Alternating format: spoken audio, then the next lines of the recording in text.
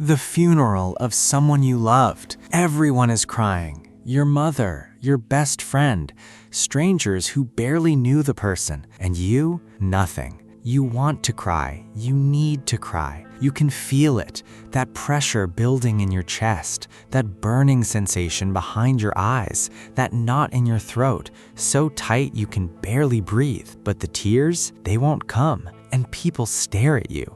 As if you were cold, as if you had no heart, as if you hadn't lost someone too. But there is a truth no one tells you. You aren't strong, nor are you made of iron, and you certainly aren't unfeeling. Your nervous system is trapped in survival mode, and it has been that way for years. If you've ever wanted to cry but physically couldn't, if you've been labeled emotionally cold while feeling like you're drowning on the inside, or if you're carrying a pain that has no outlet, this video will explain it all. We're going to dive deep into the neuroscience of emotional blocking, exploring the childhood conditioning that stifles tears, and why the inability to cry isn't a sign of strength. It's actually a freeze response that never deactivated. Watch the video to the end because this goes far beyond what you might imagine. Here is what people don't understand. Crying isn't a sign of weakness. But not crying isn't a sign of strength either. It is simply what happens when your body decides that expressing emotions is dangerous. And that decision, it wasn't made yesterday.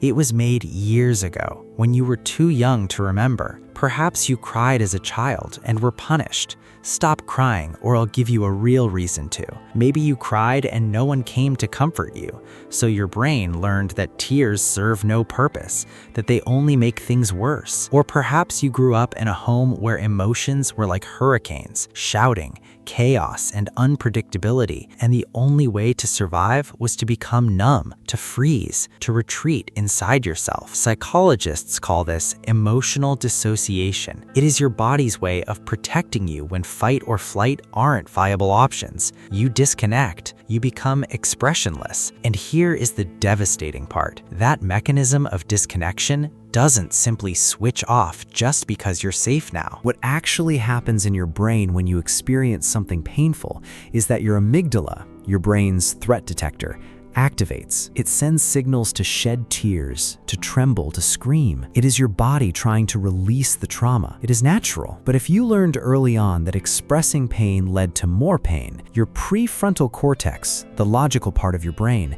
steps in and says, "No way. We aren't doing that. It's not safe." It overrides the signal. The emotion gets trapped. That doesn't mean it gets blocked out or disappears, it just gets stuck. Dr. Bessel van der Kolk, one of the leading researchers in the field of trauma, puts it this way: your body keeps the score. Even when your conscious mind moves on, your nervous system remembers. And if crying was punished, ignored, or mocked, your body continues to remember that crying equals danger. So when you are at that funeral, going through that breakup, or in that moment where you desperately need to let it all out, nothing happens. Your body refuses, not because you don't feel, but because expressing what you feel was never safe. And here's the part that will make you angry. People see your dry eyes and think you're fine. Wow, you're handling this so well. You're so strong. Meanwhile, inside, you're screaming. But their praise, it reinforces that emotional block. You get rewarded for not feeling, so you keep doing it, even when it's killing you. Do you know what the incredible thing is? That you are crying, just not where anyone can see it. Your body is still trying to process the pain, but instead of tears, it manifests as migraines that last for days, chest tightness that feels like a heart attack, insomnia because your mind won't stop racing, numbness, absolute emotional apathy, physical pain that baffles doctors, somatic symptoms. That's what psychologists call them. Your body weeping in a language no one recognizes. A 2018 study revealed that people with alexithymia, the inability to identify and express emotions, showed significantly higher rates of chronic pain, autoimmune disorders, and unexplained physical symptoms. The conclusion: your tears didn't disappear. They simply turned inward, and crying inward hurts too. The The difference is that it doesn't earn you compassion from others. Here lies the cruel irony. People who can cry easily are releasing their pain in real time.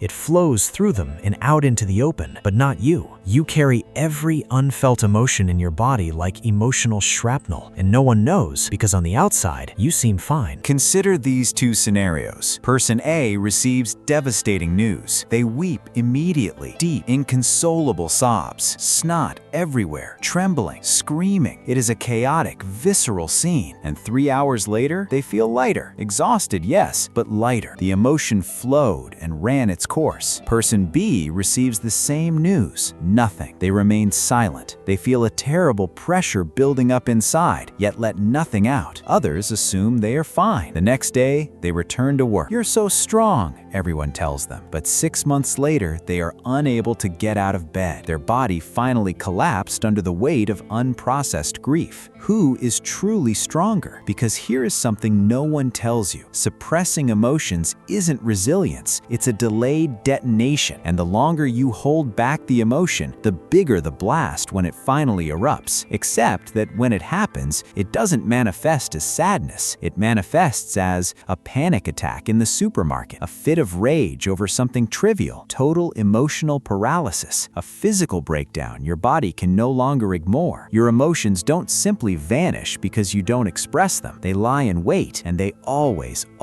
take their toll. The trouble is, you might end up hurting someone unintentionally simply because your body could no longer hold it all in. Here's what people who cry easily will never understand: the frustration of wanting to release and physically being unable to. It's not that you don't care. It's that your body has a lock on your emotions and you don't have the key. You're not withholding feelings by choice. You're being withheld from your own feelings by a nervous system stuck in 1995. And people judge you for it. Why didn't you cry at your own father's funeral? Because my body learned at age 6 that tears were punishable. Why don't you ever show emotion? Because showing emotion meant being vulnerable, and vulnerability meant being hurt. You're not cold. You're self-protected to the point of self-imprisonment. And the saddest part? The people calling you strong have no idea they're complimenting your trauma response. So what do you do if this is you? First, you need to understand thawing is terrifying, because if you've been frozen for years, feeling again means feeling everything you've been holding back all at once. That's why you can't just let it out. Your system will fight you. But here's what actually works. Safety first. Your body needs to know it's safe to feel now. Therapy, specifically somatic therapy or EMDR, can help retrain your nervous system. You're not trying to force tears. You're trying to teach your body that expression won't kill you. Small releases. You might not cry at the funeral, but maybe you cry at a movie, a song, a random Tuesday. That's still healing. Your body's learning. Stop performing strength. The "I'm fine" mask is suffocating you. You don't have to announce your pain, but stop pretending it doesn't exist. And here's the truth that might actually set you free. You don't owe anyone emotional performance. Not crying doesn't make you less human, but staying locked inside yourself forever will destroy you from the inside out. Your body didn't forget how to cry. It learned that crying wasn't safe. And now, even though you are safe, those old internal mechanisms keep taking over. That isn't strength. It's a survival mode that never switched off. And you deserve to feel again, even if it's scary. If this resonates with you, and if you want more psychology content that truly explains why you are the way you are, subscribe. You aren't flawed. You're simply beginning, at long last, to understand why you act the way you do.